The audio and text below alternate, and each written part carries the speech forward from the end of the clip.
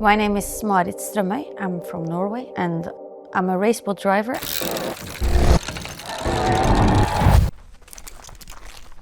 I love to prove people wrong. I think I've done it all my life. And it just goes to say that there will always be someone around you that has found something new. Now we're that one. We have now taken the decision to go for the four-stroke project, which is a huge decision. It will actually determine what will happen for us in probably the rest of my career as a raceboat driver. As he went into the corner, because now Martin did a slight mistake, then the Marit is closing the gap. She's now just about a second and a bit. Look, they're both in shot, they're Marit on the inside, Martin will.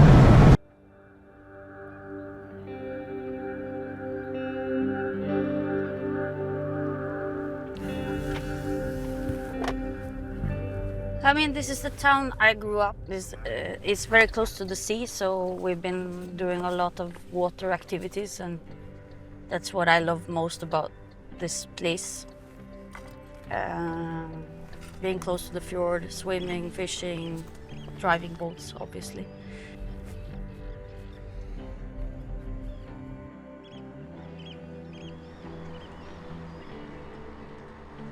I was working in the workshop when I was like 8, 9 years old. I was painting the boats for very little money. But I was learning about boats without being very mechanical interested. I know how things are working because it's important, but I loved and still love more the aspects of competing, strategy, how to place the boats according to the others, more than the mechanical part of it, which was, my father was probably the best mechanic there was. My father was racing in the 60s, 70s and 80s and the beginning of the 90s. And I was with him from when I was very young, with him on the races. I had a team overall. My job was to put on and off the propeller, and I was a proud member of his team. And of course, I was dreaming about racing the boat as well. My first race was in 1989, and after that I was completely hooked. And I just wanted to pursue a career as a raceboat driver. I always loved to compete. I always liked to be under pressure and to try to perform my best.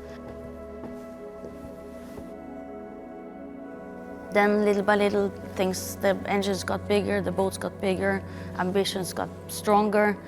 And I reached Formula 2 in '99.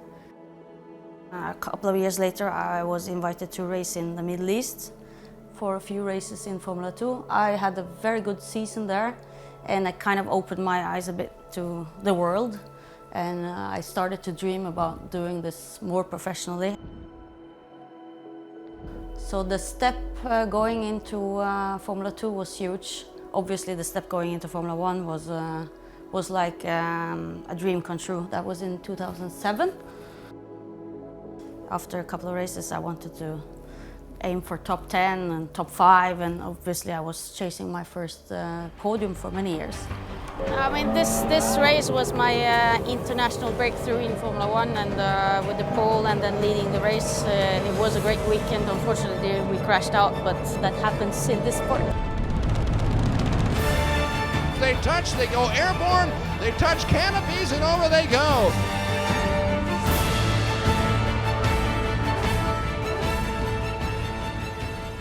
And then my first podium became my first win as well.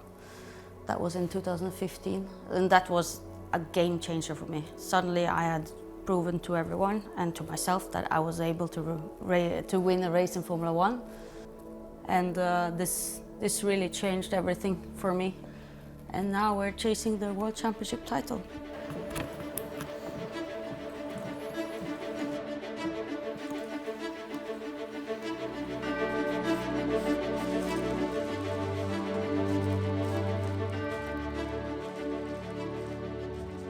The project has been going on for a few months, and we're just basically now waiting for the last piece of the puzzle, which is the engine, so that's going to be cool to see.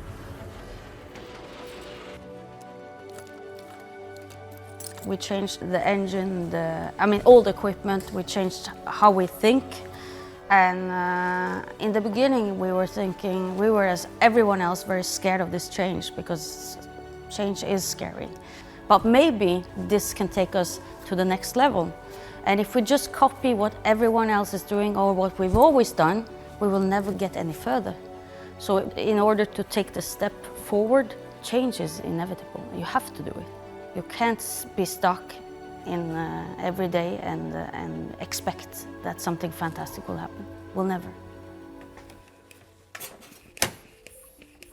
I think that to be able to be fast in Formula One, you need to have a good strategy. You need to have good decisions in the early step of the process. But the big decisions is what kind of engine do you race? What kind of a team do you put together? In which position do you need to be stronger than others? And we've had now, let's say, 25 hours of hard racing on this engine. We had 17 years on the other, and we are already at the same level. So I think the future is just in front of us.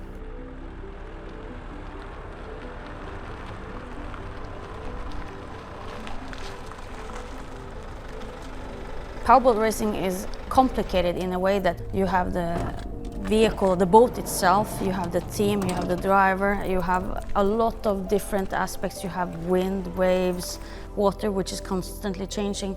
And I think in terms of being able to win, or in terms of being competitive, I think you have to work on many different aspects.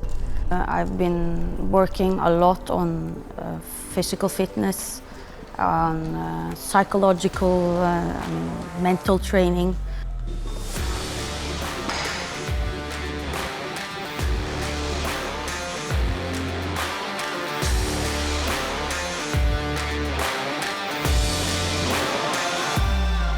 I have to take a lot of beating and still be able to push and push through it, push through when it hurts, when it's hot, when it's uncomfortable.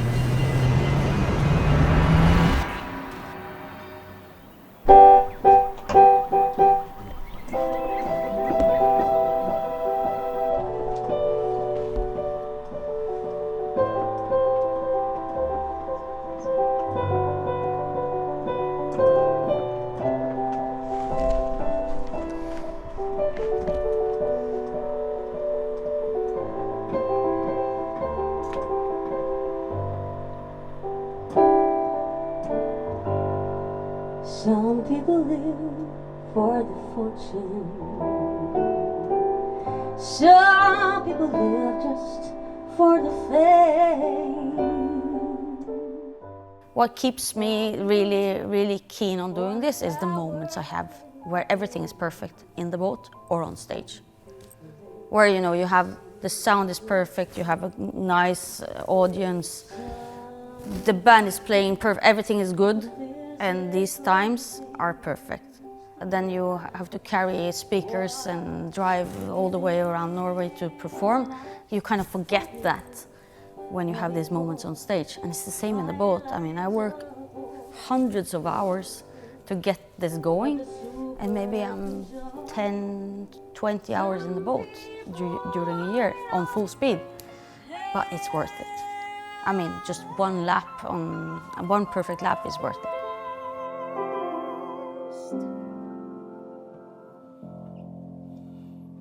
I love doing both.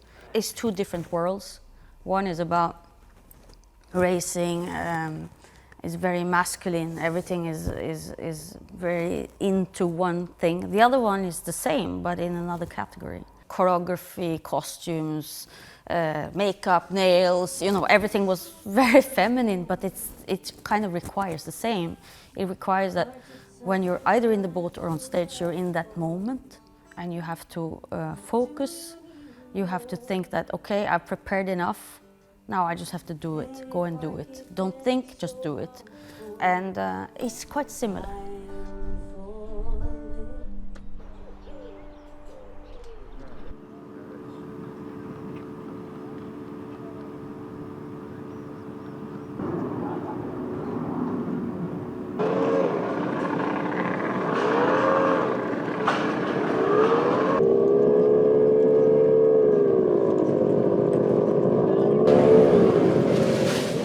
then I have a team which is brilliant on the boat, the engine, the propellers and everything, but everyone has to work together. And I'm very happy to have a team which is small, but very dedicated.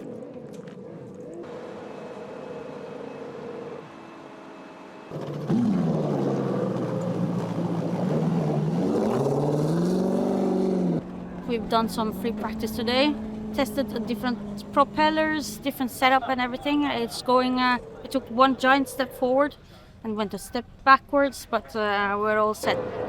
It's been quite rough on the water, but it will calm down for tomorrow. So I'm confident we'll have a good race tomorrow.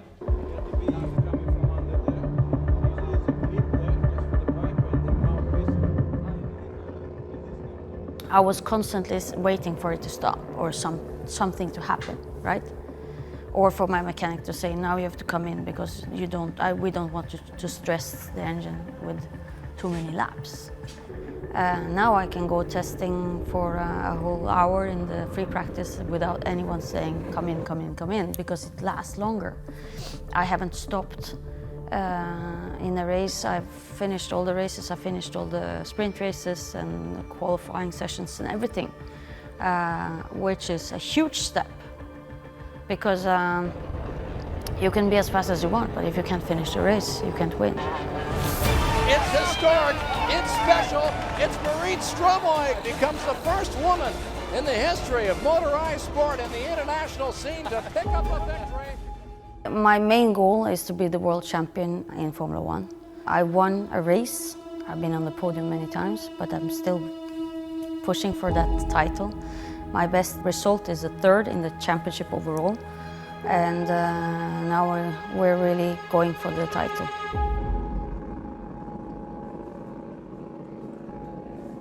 One of my sayings to myself is, because before a race or just before I go on stage, maybe sometimes you feel kind of uncomfortable, nervous, whatever. And I always say to myself, yeah, but in 3 minutes it's finished, you know. Because a song lasts for 3 minutes, a race lasts for 40 minutes. It's difficult to say in 40 minutes finished, but it is finished in 40 minutes. And until that moment, I've prepared everything. The team have prepared everything. Everything is ready, and it's kind of in my hands, right, to do it, to perform. And I have to clear my head and just do it, go for it. And the moment it starts, the thought of stress or nervousness just disappears, and you're kind of in the moment. I kind of just leave that behind the moment the starting lights go off and the race starts, and I'm just in the moment.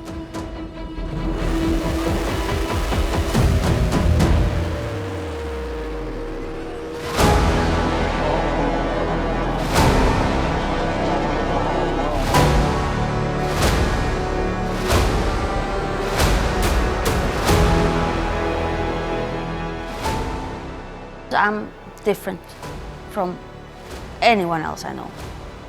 I'm different from the other raceboat drivers because I'm a female driver. I'm different from my friends because I'm doing something that they are not doing.